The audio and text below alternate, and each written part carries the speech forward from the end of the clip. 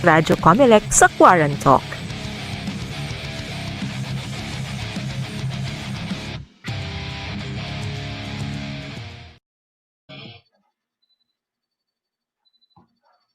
Good evening, everyone, and welcome to another episode of Radyo COMELEC.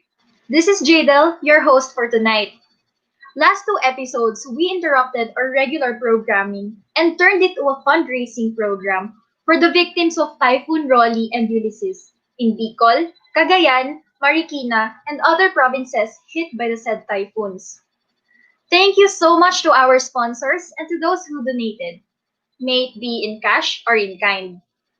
Tiyak na maibabalik po sa inyo ang kabutihang ibinigay nyo sa ating mga kababayan sa mga nasabing lugar. Saludo po kami sa inyo. Tonight is once again a special episode since we will be talking about the very controversial 7-hour glitch. COMELEC spokesperson, Director James Jimenez, together with Director Frances Aguindadaw Arabe, and our esteemed guests for tonight, will be debunking myths about the glitch. Ano nga ba talaga nangyari sa 7 hours na yun? Nabahiran ba ang integridad ng eleksyon? Stay tuned and learn about the facts. Without further ado, let's move on to our regular programming. Radyo COMELEC sa Quarantalk.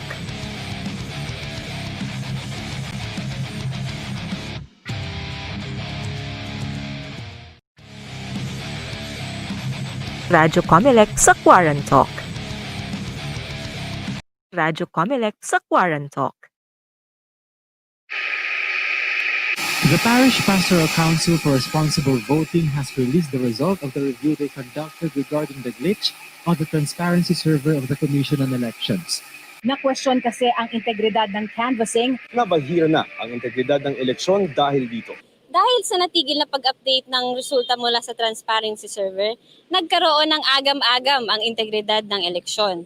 Marami ang nagtaka at nagalit mula sa iba't ibang sektor, mapabotante man o kandidato, sa naganap na delay na umabot ng 7 hours. Ayon sa COMELEC, ang 7-hour delay ng pagpapakita ng unofficial count ay resulta ng isang glitch na naganap sa transparency server na siyang nagpapadala ng resulta sa iba't ibang organisasyon tulad na lamang ng media. Ayon kay COMELEC Commissioner Marlon Casquejo, ito ay isa lamang kaso ng bottleneck. Subalit sa kabila ng paliwanag na ito ay hindi pa rin maalis ang agam-agam sa tinagurian na 7-hour glitch. Subukan nating kunin ang opinyon ng ordinaryong mamamayan tungkol sa nasabing 7-hour glitch. Naniniwala ka ba na ang glitch ay nagdulot ng malfunction sa pag-transfer sa mga boto? Siyempre po, kasi nung that time, pinapalabas ng TV networks na ito yung mga results each and every minute, tapos biglang suddenly, wala na siya. So magtataka kung bakit nawala yung resulta, no? So by that, parang sasabihin natin, oy, parang merong hindi magandang nangyayari.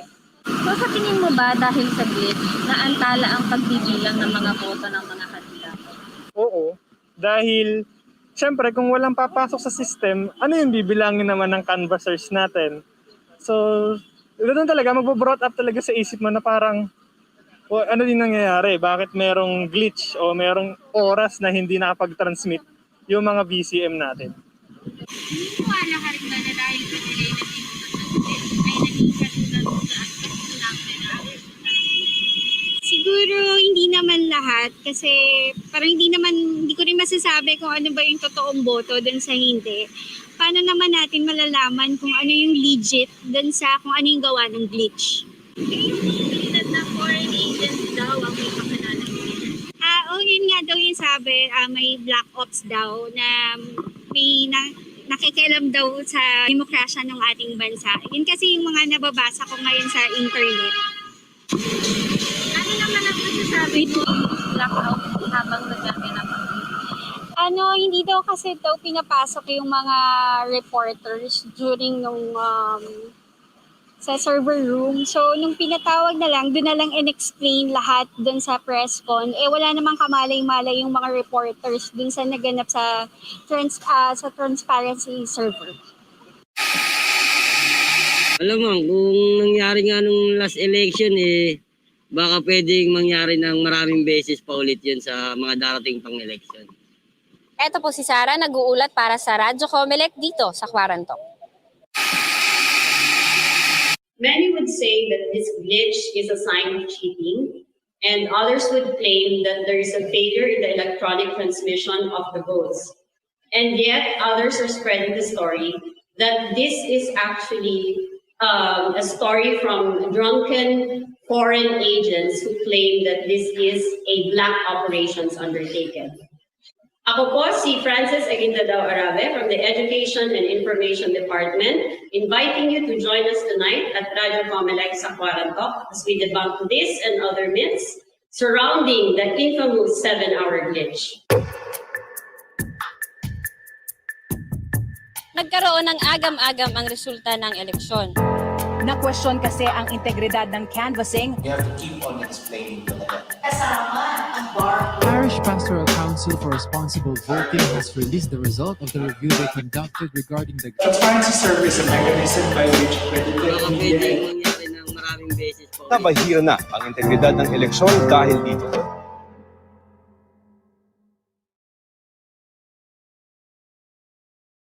Upang linawin ang usaping ito, kasama po natin ngayong gabi our very own spokesperson and our Director of the Education and Information Department, Director Jimenez.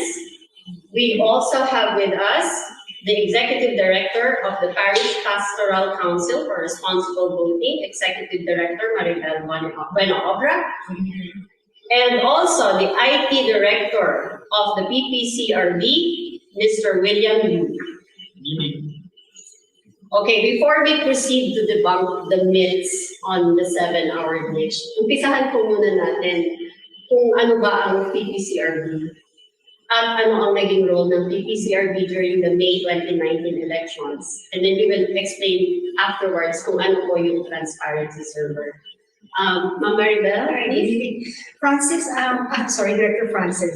PPCRB is a non-partisan, volunteer-based, parish-based, volunteer organization that was set up in 1991 to be able to conduct clean, honest, accurate, meaningful, and peaceful elections.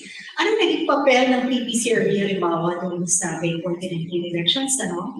Nung panahon na ang mga tao nagtatanong kung ano nangyari, dumulog sila sa PPCRB para makakuha ng mga impormasyon. Ano nangyari doon sa 7-hour glitch? Bakit biglang ilang oras lang pagkatapos yung nag-blank yung screen, hindi na gumagalaw yung tabulation ng counts? Kaya kami sa PPCRB, ang ginawa namin ay, una nag-usap kami at we had internal meeting to find out anong dapat gawin at kausapin ng COMELEC para mabigyan kami ng permiso na pag-aralan yung transparency laws. At nabigyan naman kami, nagkaroon ng advance resolution para naman mapahintulutan ng PPCRB na tingnan at mag-investigate kung ano nangyari. At hindi lang kami, marami pang mga IT experts ang sumali sa amin para imbestigahan yung 7-hour glitch na yan. Kaya salamat sa COMELEC, nagbigay kayo ng pahintulot na imbestigahan yan at lupa kami talaga ng study. Kasama aming IT Director. Thank you, Ma'am Maribel. And also, we'd like to mention that PPCRB is an accredited partner of the Commission on Elections also, for the May 2019. Marami na pong mga election na accredited kami and hopefully sa 2022, nagkain na po kami ng accreditation petition. What does it mean po pagka-accredited ka? Ang ibig sabihin ng accredited ay, halimbawa, meron kami pahintulot na gumawa ng tatlong activities, yung our mandate would include for watching on election day, conducting voters education, as well as conduct unofficial parallel count. So, halimbawa, itong nangyayari na registration, kasama yan sa aming voter education mandate. Yung poll watching on election day, noong 2010 elections, we deployed about 500,000 volunteers. Kasi nga presidential siya. Pagkatapos ng 2019, dahil midterm siya, mga 300,000 poll watchers on election day. Pero sa 2022, palagay ko maglalaro yan ng mga 500,000 to 600,000 because it is high-stakes election. Pagkatapos siya pa ay presidential. At saka, Director James, kasama ang bar doon. Yes, First time that yung bar parliamentary elections will be synchronized with the national and local elections. So, ang dami ng mga polling stations na kailangan bantayan. Tapos yung tatlong mandato na yun, yung unofficial panel count, ito yung kinukuha namin yung kopya ng election returns, physical, dadalhin yun, halimbawa sa aming command center, e-encode yun, at titignan kung nagmamatch yung physical returns as well as yung sa electronic returns. At nakita naman namin ng 2019, mataas yung match, di ba? So yung source po yung will be the transparency server for the figures that are being counted. For the electronic, so electronic returns, yes, the returns come from the transparency server. Then for the manual returns, it's from the precincts. Okay. So we get the fourth copy of the manual returns. Okay, so explain po muna natin what is the transparency server. See, what's transparency? Oo. Ano yung transparency server para sa naman ng viewers na? Alright, so the transparency server is a mechanism by which accredited media entities and all watching organizations, including the major and minor political parties, will get access to the electronic election results. As we know, in an all-automated system, the electronic results are the ones that are being used for proclamation. So that is the official copy. Now, it would be impractical if every one of the nearly 90,000 precincts of the country would send all their copies to all the political parties and the media entities. That would be too much information going around, and it would be impractical. That's why the transparency server was created, so that the results that go to the central transparency server, including the central server, will actually be accessible to us. Now, for us as a accredited poll watching organization, as Maribel mentioned a while ago, we also do that added step of validating the physical return with the electronic return. Because I mean, we also want to ensure checks like hindi nagkaroon ng dagbawas sa gitna, right? Because if we only look at the electronic returns, how sure are we that along the way walang na-change na result? So we do that as an additional check. And the transparency server allows us access to the data. Now the nice thing about the transparency server is since the data comes in near real time, as we experienced in the 2010 election, first time natin nakita ko yung automation at mabilis yung results. Because there's no need to really wait for a physical piece of paper to go up into the scene. Now those COCs are electronic and they get sent up the ladder until we get into the transparency server. Kaya po, mas mabilis yung results, and at the same time, it adds a degree of transparency because we receive the results as it comes in. Once it comes into us and we see the results, parang naging official record na po siya. If somebody decides to change it later on, medyo the whole country saw what did this precinct hold on for already. And that's a very good degree of transparency, hence the word transparency. And also it's like that system of check and balance. Check and balance. Correct. So who actually mans the transparency server? Transparency server? Who mans it? Well, COMELEC runs the transparency server, of course, as the election management organization. It is the job of COMELEC to run it. Now, of course, there are other facilities required, such as telecommunications and technology, which is part of the whole election system. So, medyo complicated in election system. There is a provider for connectivity, a provider for the facility, there is a provider for the technology. It just so happens that the transparency server is physically housed in Pius. So we volunteer that portion as part of the mandate. But the one who actually runs the transparency server is the election manager, which is COMELEC. Okay, so I will ask Director James next. Sino-sino yung mga nasa loob ng transparency server? Well, dahil ang katulad ng paliwanag ni Sir William, ang purpose of transparency server is really to make the results transparent. Siyempre, ang pinakamalaking grupo nandun ay yung mga media. Ang mga media, meron silang connection doon sa mismong transparency server so that pagpasok ng datos, agad nilang makukuha yung datos na pwede nilang i-report. So parang merong handoff yan. I guess we'll explain it later, but it's not a physical handoff. But if you can visualize it that way, pagpasok ng data from wherever, from the field, from the precincts, papasok siya sa transparency server, and then pupunta doon sa iba't ibang media. Kaya meron isang mahabang media room dyan. Yung media room na yan, punong-puno yan ng mga representatives ng media. Of course, because we were housed in Payos, sa may UN Avenue, nandiyan din syempre yung validation operations ng PPCRB. So they're not in the same room, but they're in the same compound, right? So yun yung mga tao na doon. Of course, you also had the technicians from the COMELEC and representatives from the political parties. So it was a big party actually, maraming tao. No? Siguro something like that probably will not be possible sa COVID na ngayon. Dahil dikit-dikit yung mga tao noon. Social distancing. Social distancing requirements. But if that will help you visualize it, then yes, it was a crowded, there's a lot of people there, and mainly the purpose was kunin yung data from the system at i-broadcast sa mundo. At the start of this episode, we already explained what the glitch is all about in all of the video. So ang unang myth that we will debunk now is, eto bang glitch na to? Is this a malfunction in the AES, in the automated election? So I will start. Right? So the operation of the transparency server works by the precincts will transmit the result of the transparency server. Then the transparency server will provide the results to us watchers. So the accredited media entities and the major minor political parties plus the election watch groups. And we basically are in one room, right?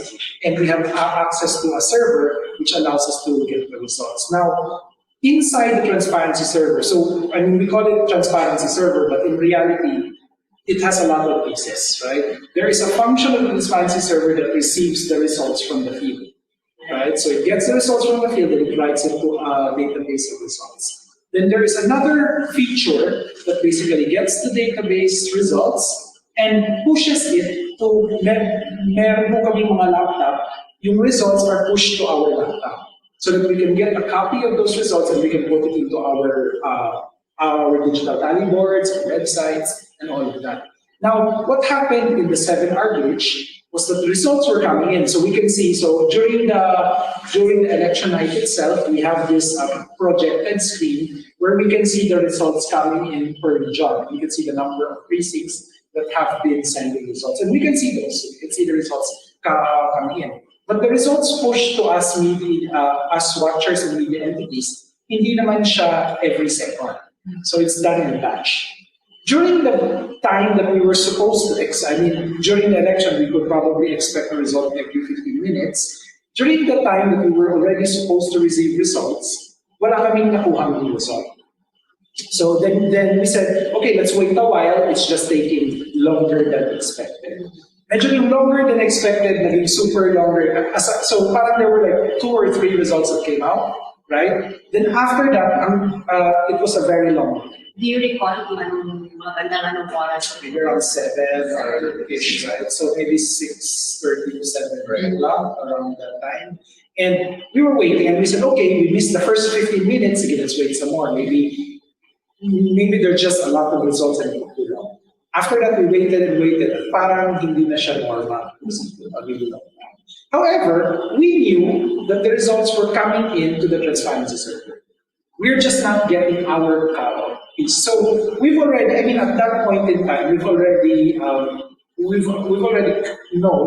that there was just a gap between us getting the results as opposed to the field was not transferred, right? So that's clear. Now, the second point that I'd like to make also is, as part of our investigation into this incident, because one of the things we requested is access to the transmission logs into the system just to investigate what really happened.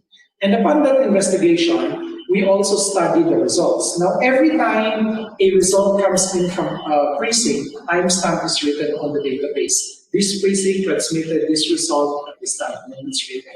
So what we did is, okay, let's pull the database and let's compare the stamps, right? So what time did it receive? So we wanted to make sure that it was not 6 o'clock, 6:50, then suddenly the next results came at 10, 11 o'clock. We wanted to see if there were results coming in the middle, kahit na hindi naman nakukuha yung file namin.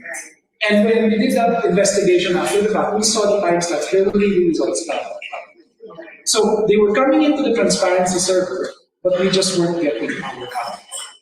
And as an additional check, we did another thing. We compared the central server results, which is a different server. So your website po ng COMELEC has the results. So we wrote a program to compare the results of the website, which is a totally different system, from the data we got from the transparency server to make sure that they are identical, which they were not. So we did those 2 additional checks, just as to show that the results were really the same, and to validate that they really did come in at the time they were supposed to. Cool. I think ang myth, is that ang nagka-problema yung electronic transmission system from AES, di ba? Yes. And katulad ng pinaliwanag ni Sir William, mukha namang walang naging problema dun sa electronic transmission. Ang nagka-problema doon sa datos na natanggap na. Natanggap na yung data, sabi nga niya, every time dumarating yung data, may timestamp. So, kompleto yung timestamps eh.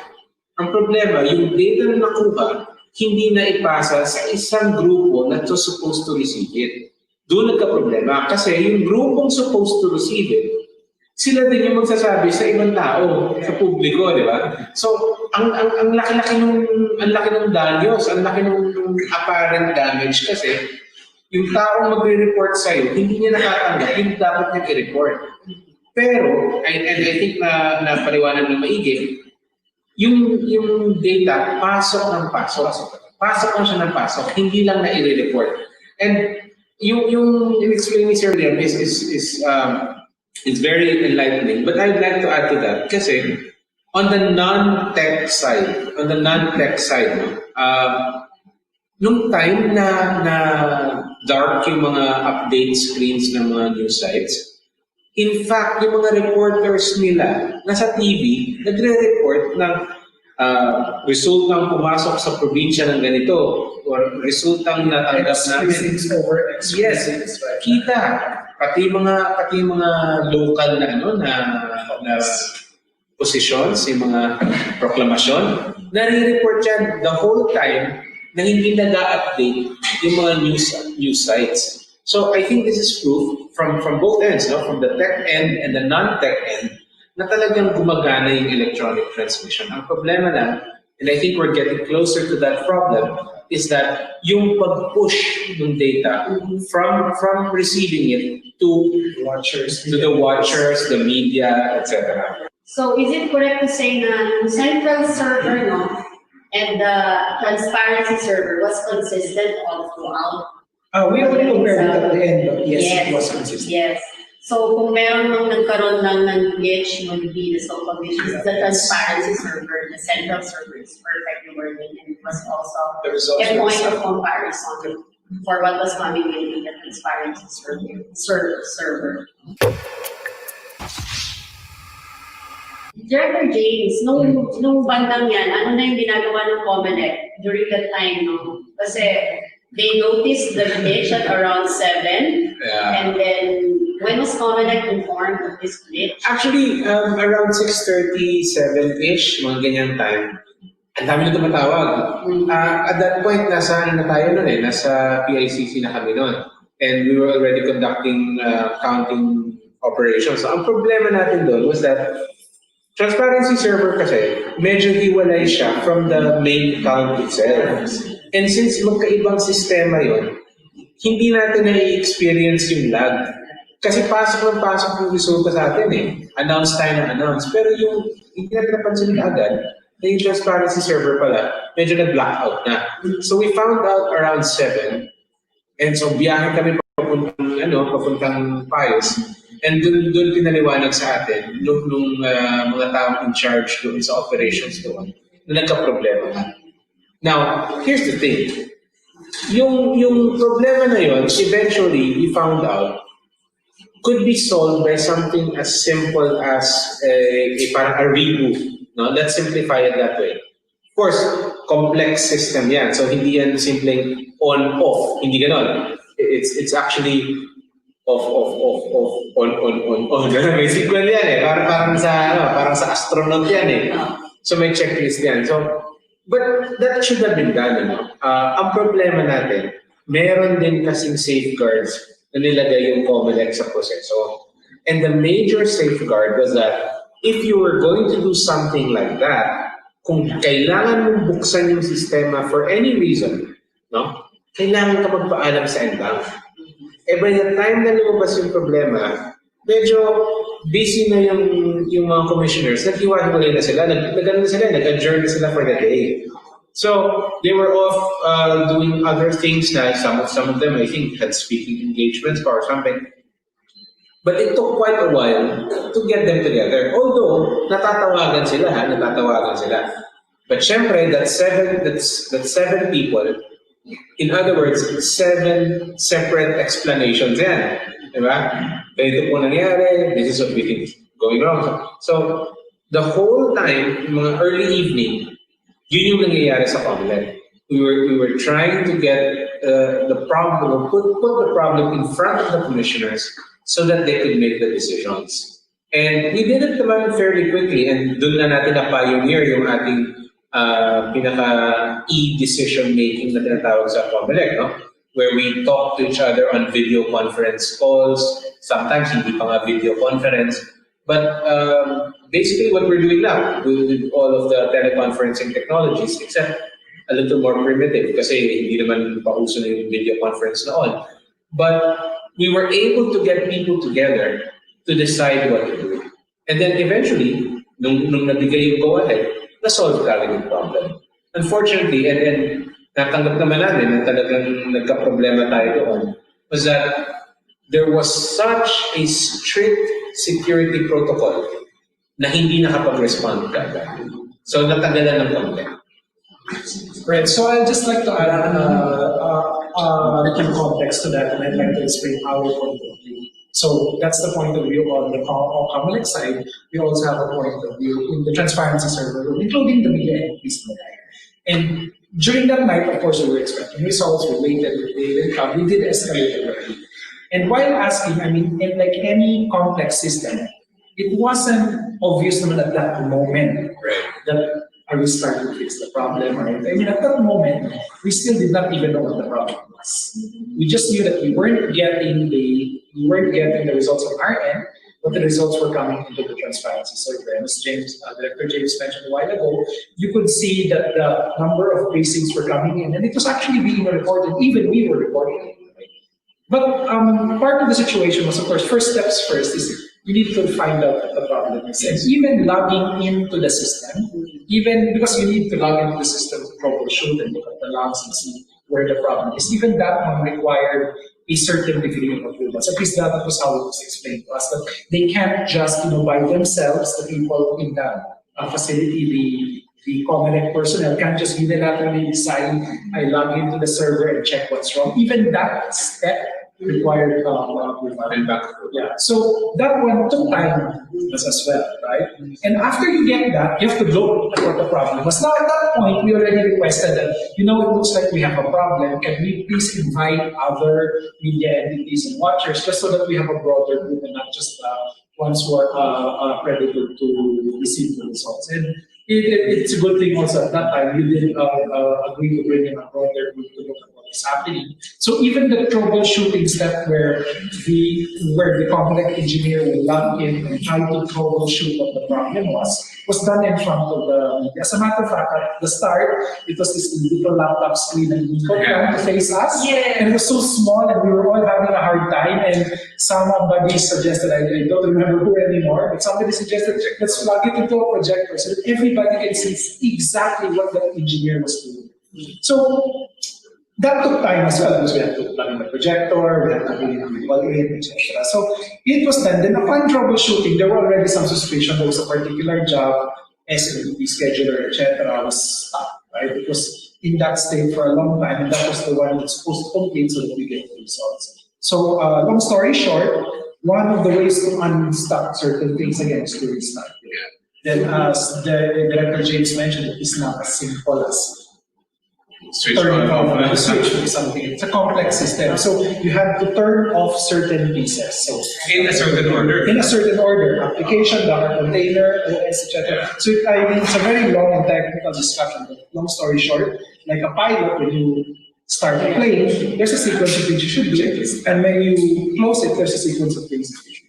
So that added to the time also. I mean, the decision making, of course, all the policy approvals took time. But even the troubleshooting step, because we had to do it as do activity 1 approval, do activity 2 approval. So even that sequence made things slower. So medyo unwieldy pala yung proseso natin. It was. So I think part of our recommendations was in the event of emergency, there should be like an emergency, either a commissioner in charge or somebody who can make a decision so that it's not always the impact. Because we do appreciate the challenge of getting 7 people in 7 different locations with 7 different explanations, and you have to explain to everybody what the situation was, because not everybody can log into a conference room, of course, like that. Right? So that took some time. But in an emergency like this, I mean, if the house is burning, I think you don't need to get the permission of the owner to turn off the fire. So I think there are some protocols that can be reviewed, right? That can say, okay, these types of emergencies, we will allow, for example, the director in charge to make the decision. For more sensitive types of activities, we will make the commissioner in charge to the decision. Then for really, really sensitive things, then the NPL is not. So parang basically it will be a matter of streamlining the emergency response. Correct. Essentially. So that will be a good policy consideration For the next COMELEC for the next elections. Okay. So just to clarify this, can we use the word na reboot? Nag-reboot lang kayo, tapos... Well, we restarted,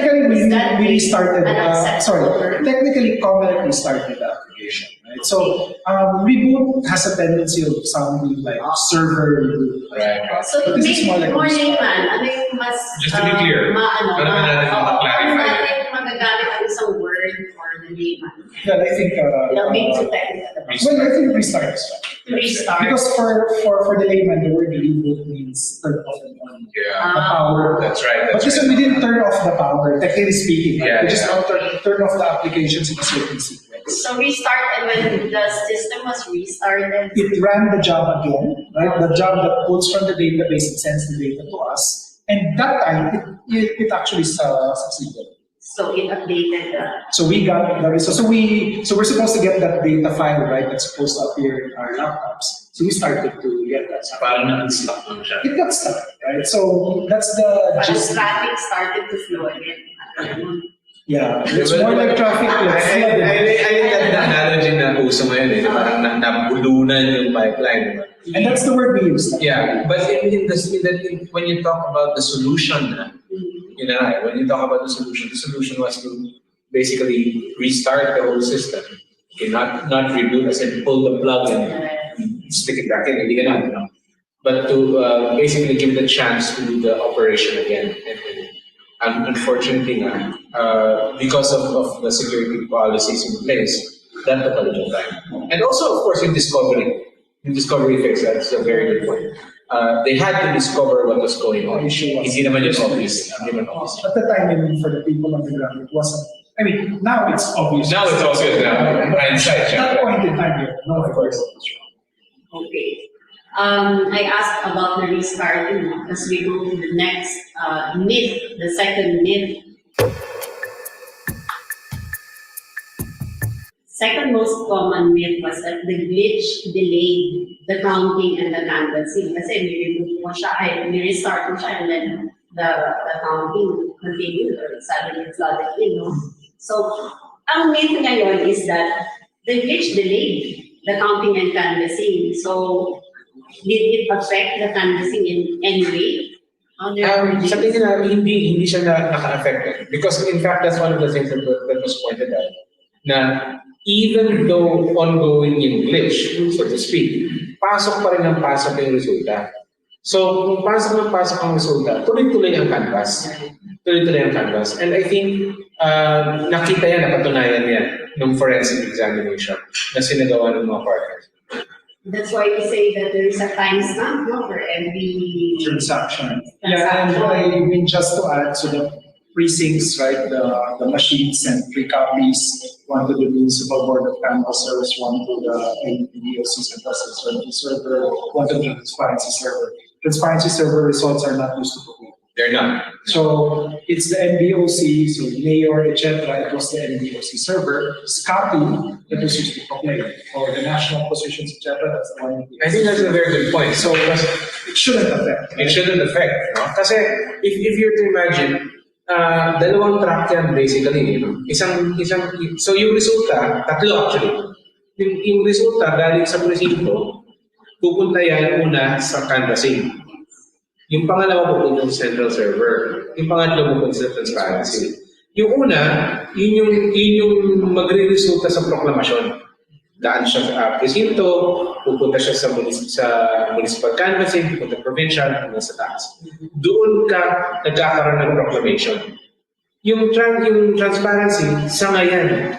So wala siya dun sa main track. Pero nagre-report siya. So nung ito yung nagka-problema, yung iba hindi na-affect, hindi apektado. So tuloy-tuloy. So there was never an interruption in the transmission of the results, much less the canvassing. Yeah, as a matter of fact, mayors were proclaimed while... Exactly, mayors were proclaimed. Kasi iniisip kasi ng taong bayan, dahil nag-restart ka, saka lang pumasok yung mga boto. So, to them, that is a delay. So the visual to us, meaning us media entities, watchers, we got the results delayed. But the results to the canvassing centers, municipal, provincial, etc., they got the results through a different path. Of course, this is not to say na hindi importante yung nawala. Importante yun for public confidence. That is never a question. But in terms of yung outcome, kung naapektuhan na yung outcome, hindi nangyari. Now we go to the third myth. Sabi nila the glitch was used by bad actors to enter the canvassing system and compromise its integrity.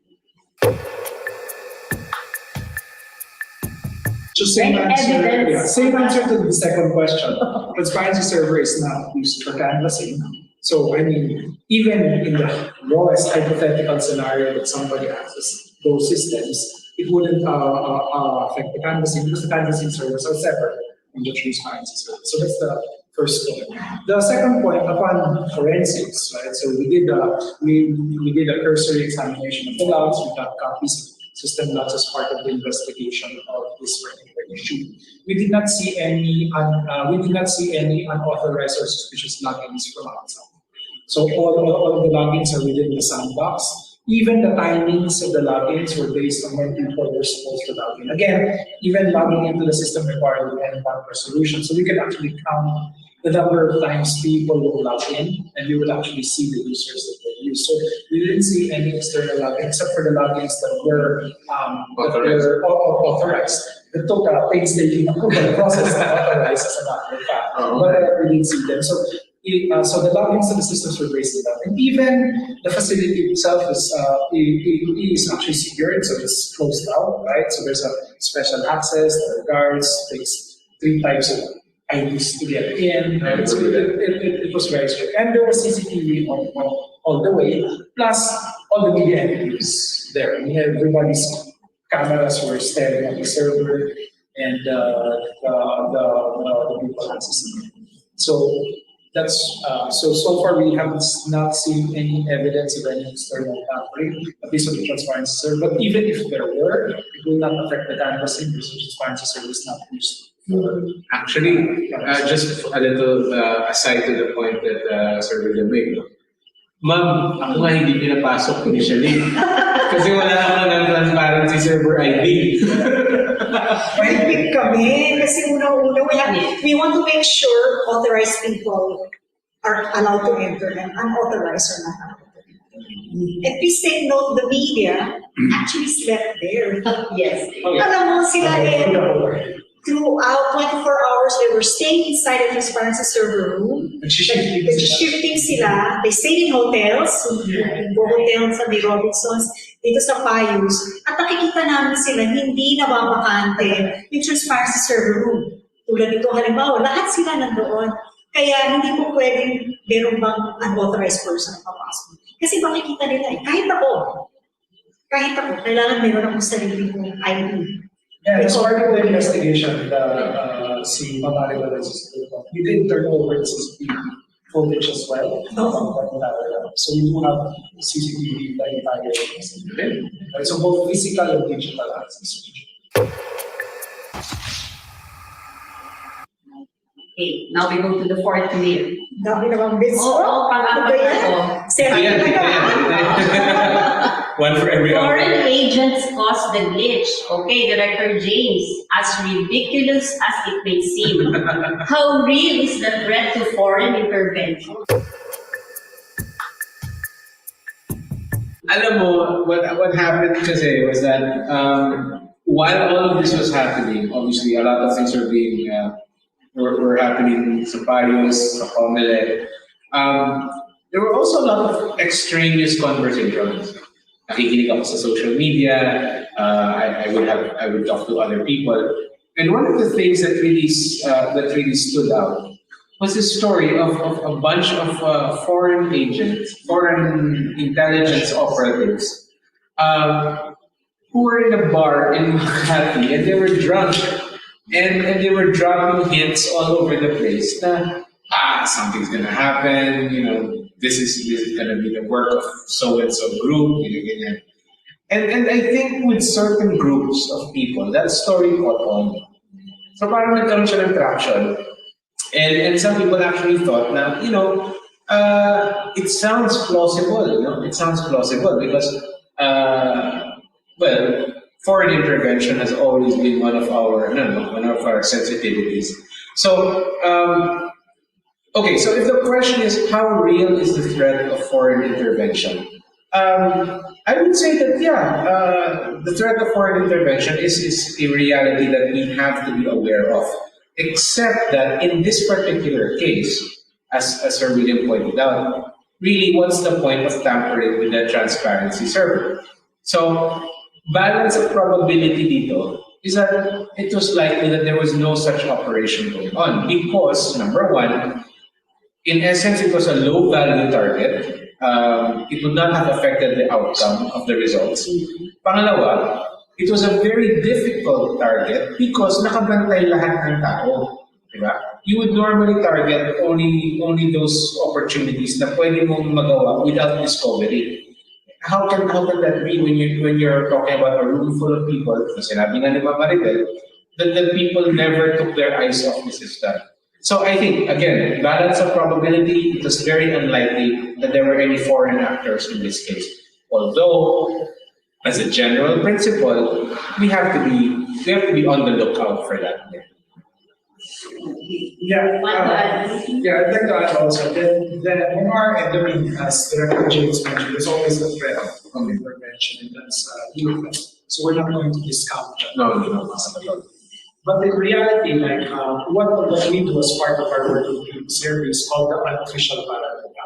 And the main reason why we do that is for situations like this. What if somebody was able to tamper the database servers, tamper the central server, tamper the COMELEC website, or tamper the transparency server? So what we do is we get individual physical electronic returns from all of the nearly 90,000 precincts nationwide, and we encode it. Because if a foreign agent wanted to tamper with nearly 90,000 physical precincts, then I think that would be a very difficult operation, right? So we felt that, okay, just so that we have an additional check, right?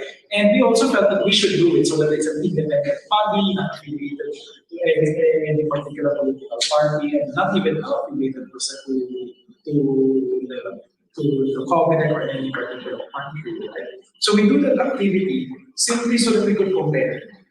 And this is a pre-transmission copy, meaning the machine was not plugged to anything. Yes. had no modem, had no network connection, was plugged to a battery or power, and that was it. Right? Then it prints the first eight copies. We get the fourth. And this was before any transmission is done.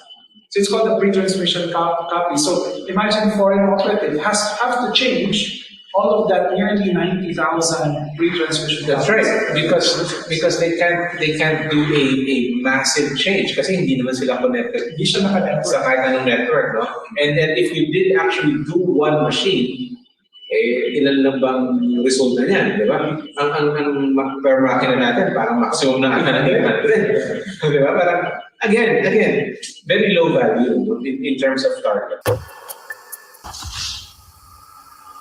Now we go to the fifth myth, and I think this can be answered by Ma'am Maribel and the rest of the as well. Is it true that the media had no idea what was happening the whole time? So the myth was that they didn't know what was going on. Dalawang klaseng media, there were two different kinds of media. May media sa loob ng transparency server room. These were media that were IT experts. And they were there the whole time. All major news outlets were represented in the transparency server room. And there is also media, non-IT media, inside the command center of COPA, of PPCRB, who was actually looking and observing the goings on inside the command center for the unofficial parliament account. When the glitch happened and we made an investigation, we were actually giving media something like an update all the time. And in fact, when we had the advance approval to allow a troubleshooting of the transparency server, we invited media, which were already there, as well as political party representatives. Called them up and told them, go inside the transparency server room, please allow them inside so that they can actually observe the troubleshooting that COMELEC is doing. So that media was present all throughout the troubleshooting. They did not sleep at all. No, they didn't. Walang tulugan. It was the longest night of COMELEC, I think, May 9. And after that, the following day, they continued to get updates from us. So for example, we, as well as our media director, would give them accounts and updates every time. That includes, for example, a press conference the night of the glitch itself. I was very glad that Commissioner Casquero was there and allowed the party representatives as well as media to be present. And then after we had made an investigation, we scraped the transparency log data, and we knew what was happening, we came out with a press statement the week of the elections itself. For everyone to be able to know and become aware of what happened. And I think in the hearings later on, it was cited by COMELEC that PPCRB was able to an independent investigative study about it to find out what actually happened. Ano lang, dagdagan ko lang sa ni Ma'am Maribel, there were two kinds of media there. There were media representatives, counted as media yan sila, pero hindi sila yung nagre-report sa TV. Pero sila yung gumagawa ng balita. Sila yung sinusulat, sila yung nagpa-parse ng data. Alam na alam nila from the very beginning na may problema at every step of the solution. Nandun sila. In fact, I even have pictures ba walang ilabas noon kasi counting center yan eh. But they were on the floor, yung sinasabi ni Sir William, yung nakatingin sila lahat sa projector, malaking projector. These were all media representatives, so they were all there. Now we go to the sixth myth. One of the most common things that we now see on social media is that the glitch has never been explained. Is that even a fair statement? Or was the glitch ever explained to the public and to the different stakeholders? We actually did a press conference to explain what happened and to validate that data was not lost. And in fact, yung aming unofficial panel account validated that electronic returns were matched with the physical electronic returns. Pareho siya. Ibig sabihin, kung yung physical election returns ay sinasabi ganito, tapos iba sinasabi electronic returns, magdudulang mga tao. Pero pareho sila eh. So ibig sabihin, hindi naman talaga, wala nangyari sa data. It was not tampered with. At the same time, was there an explanation done when we held a press conference? And I understand, but we also, to be fair, we asked the COMELEC be able to explain to the public what happened. We also held them accountable to give that explanation to the public because they are the duty bearer in this case. That's true. Director James, on the part of COMELEC, do you feel that we have explained enough? I think we were explaining it from hour 3 onwards. Actually, 3 hours into the problem, we were already on the news explaining it. Of course, the explanation was evolving as the situation was developing. But we also held a press con doon sa ating PICC na facility, doon sa National Board of Canvassers. Pinaliwanag din niya ni Commissioner Casquero. And nung buong NBAC, in fact, they were sitting there on that. And then, even post-event, nagkaroon pa yan ng hearing. At least binanggit yan sa isang JCOC hearing, or Joint Congressional Oversight Committee. And I think si Sir William was there as well. Isa siya sa mga natanong tungkol dyan. So, I don't think there was ever a shortage of explaining to the public. Pero syempre, I think things like this, you have to keep on explaining talaga. Pero to say na wala nangyaring pagpapaliwanag or hindi yan napag-usapan, medyo inaccurate here. We go to the 7th myth. People are saying that the glitch will probably happen again. And in 2022, we will be having our presidential elections. The stakes will be higher. A sufficiently complicated system will have problems and bugs and glitches. And these election systems are actually sufficiently complicated as well. So we are going to expect certain problems, and it is now a question of how we respond to them. Now, the specific technical problem that we encountered now about this particular component that will probably not happen because we will probably watch out for that more. But on the other potential IT problems or other potential problems, there will be problems. And it's a question of us being prepared for that, and of course the election manager, in this case, the COMELEC, to be prepared. One of the recommendations we made is to create a more tiered approval process. Because when we have an emergency, we would like to give certain powers to the people on the ground to make decisions quickly. Because as the situation evolves quickly, we need the right people with the right situational awareness to make decisions based on what we see on the ground. And for certain sensitive decisions, that's when we can have a more stringent approval process. So we can say the director in charge is the default decision maker for certain classes of problems. Then if it is a higher class of problems, you can request that the commissioner in charge become in charge of that. Then for really sensitive type of problems that affect policy and the like, then we can have an impact. So that's one of those recommendations so that we can be more responsive. So there may be a problem, but at least it doesn't have to be 7 hours. Okay, what is the probability that this will happen in May 2020? Well, sabi nga ni Sir William, it's a complex system. I mean, hindi mo whoever tells you that they can run a system like this with zero problems is lying or doesn't know what he's talking about. So something is gonna happen. It really boils down to the question of how well you respond to the problem, how well you respond to the situation when it comes. And the recommendation of PPCRA, as explained by Sir William, I think is an excellent starting point. A more tiered response. Basically, hindi lahat i-refer sa pinakamataas kasi meron kang iba't ibang levels ng problema. Maraming problema na pwede mong ma-solve kasi meron kang knowledge first-hand na doon ka. Nakikita mo yung nagaganap. Imbis na ipapaliwanag mo pa lahat na nakikita mo doon sa taong wala naman doon. Di ba?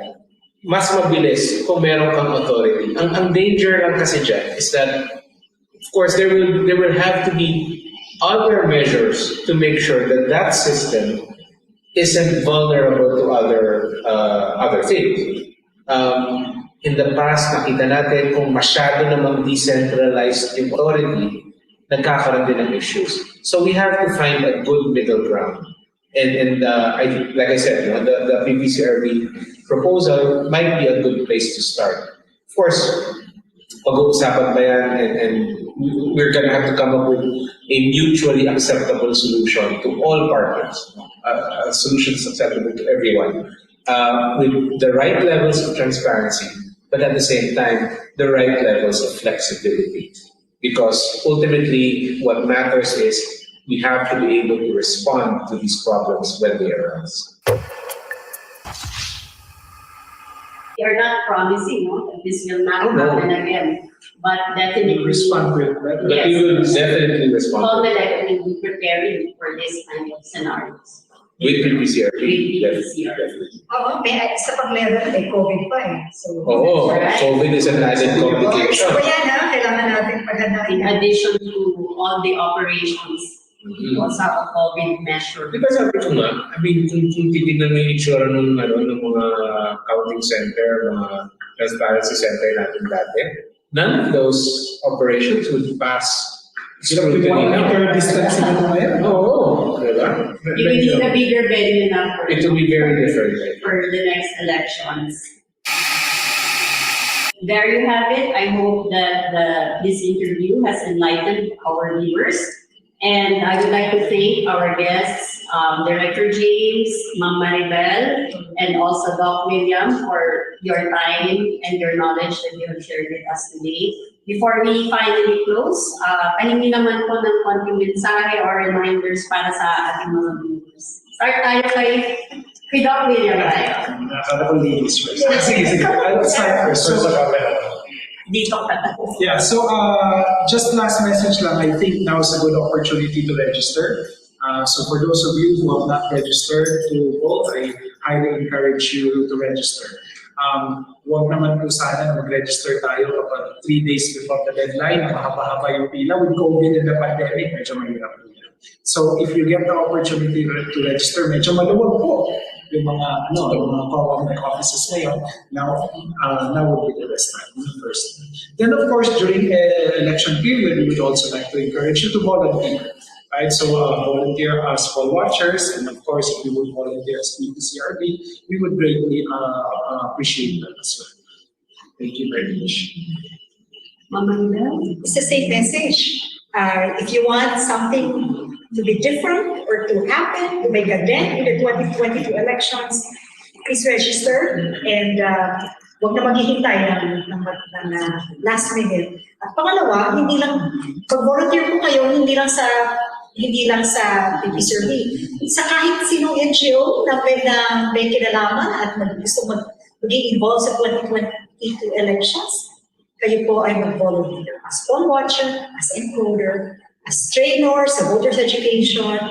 Volunteer, we need all the help we can get.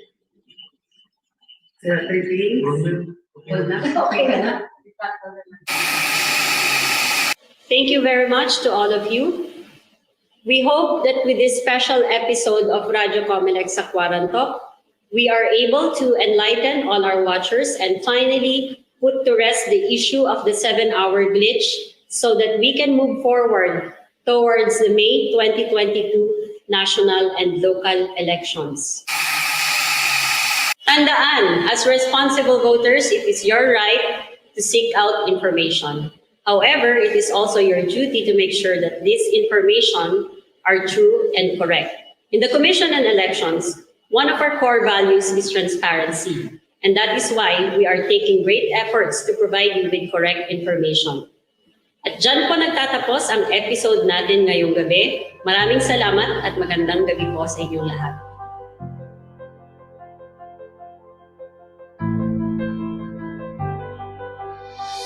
Radyo COMELEC Sakwaran Talk.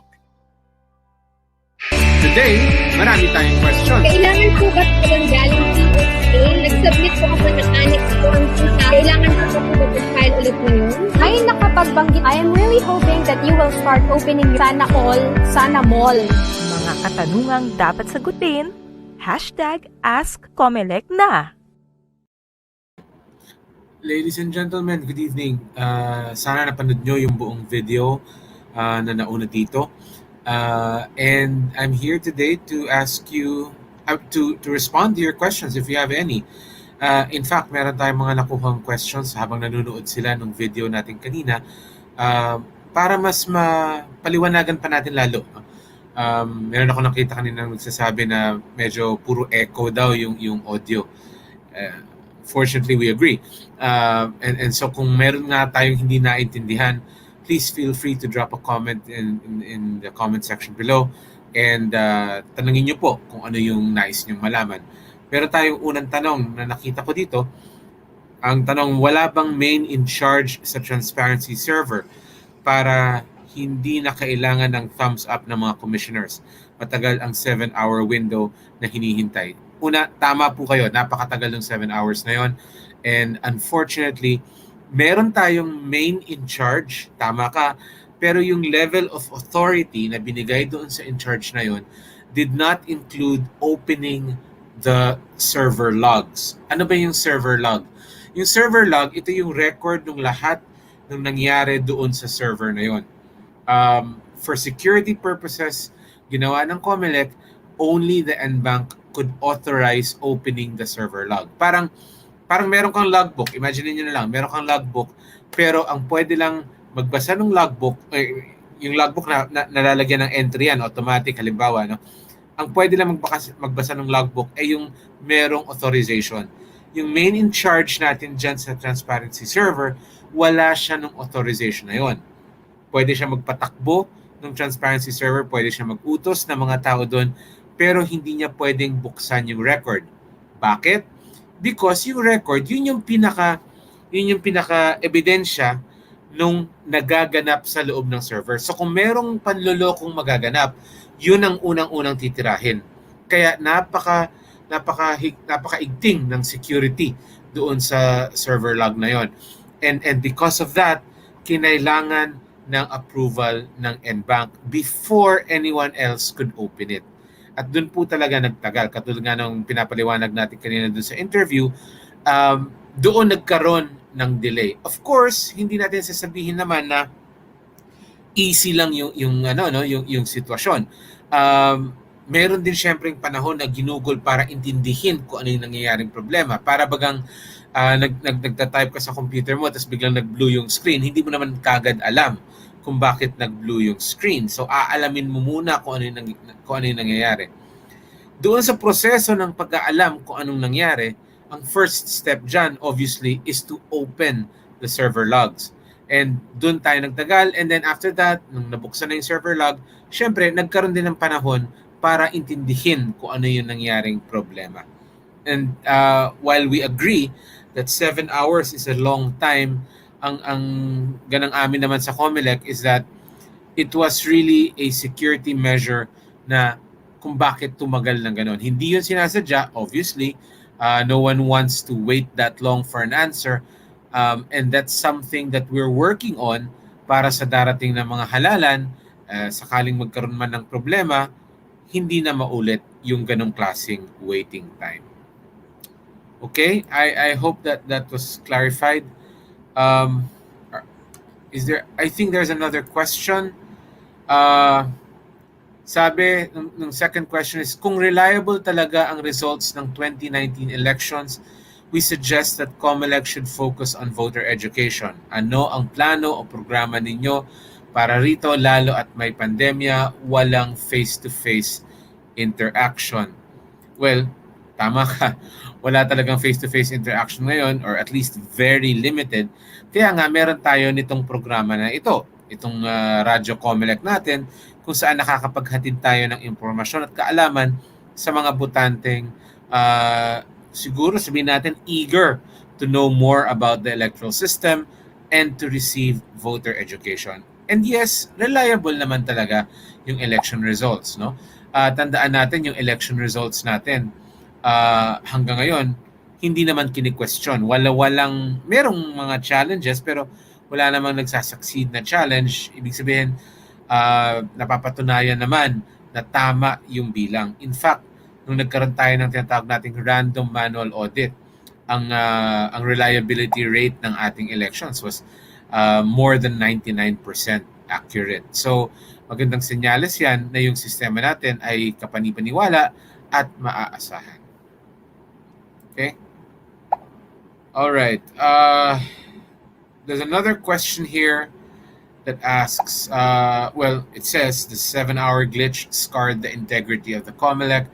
How can the Commission assure us that this won't happen again in 2022? Any action plan? That's a very good question. I like that it's very forward-looking. And again, it's one of the things that we do admit na the 7-hour glitch did not do anything to help the credibility of the elections. Medyo nagdala siya ng duda sa maraming tao. Katulad na sinabi kanina ni Dr. William Yu, na it is possible that something else will happen. No? Hindi natin magagarantiyan na 100% problem-free. Alam nyo naman, kapag ang isang sistema ay gumagamit ng mga computers, gumagamit ng mga electronic transmission, and so on and so forth, maraming pwedeng magkamali. Maraming pwedeng maging issue. Ang ina-assure ng COMELEC is of course that yung response time ng COMELEC magiging mas mabuti. No? We will have better response times kasi natuto na tayo ng leksyon natin. Nakita natin na hindi maganda yung super decentralized na decision making, yung ibig sabihin lahat ng tao sa baba may authority. Hindi maganda yon. Nakita rin natin na hindi din maganda yung sobra namang centralized katulad ng nangyari noong 2016. So hahanapin natin yung middle ground, yung sakto lang kung saan merong mga bagay na pwedeng pagdesisyonan ng mga nandun sa baba kung saan nagaganap yung problema at meron namang mga desisyon na talagang kailangan malaman at pagdesisyonan ng ating high-level authorities or ng commission and bank. Okay? And I don't think this is a question. Sabi niya, it's good na ginawa niyo ito. Sana sa 2022 election, COMELEC will be more transparent sa system ng pag-transmit ng election results. Ituloy-tuloy niyo itong Radyo COMELEC, sana sa mainstream TV para mas marami ang makaalam. Well, gusto rin namin yan. But we'll see what happens, no? Pero for now, tutuloy-tuloy po natin ang pagsasaere ng ating Radyo COMELEC dito sa Quarantalk Media at sana mas marami pa ang mag-tune in para mas marami din ang makaintindi sa mga nagaganap sa ating electoral system. Kapag maraming tanong, syempre, maganda rin kung marami tayong mapagkukuhanan ng sagot para mawala yung agam-agam natin dito sa ating democratic exercise. All right, I think that's all the questions we have. To be honest, I was expecting more, but I guess that's the way it is. So, ladies and gentlemen, maraming salamat for tuning in, and don't worry that this video will be up on our Facebook page for quite a long time. So pwede niyong balik-balikan. Kung hindi niyo napanood ngayon, pwede niyong panoorin sa susunod. Again, maraming salamat po. Ako po si James Jimenez at ito ang Radyo COMELEC.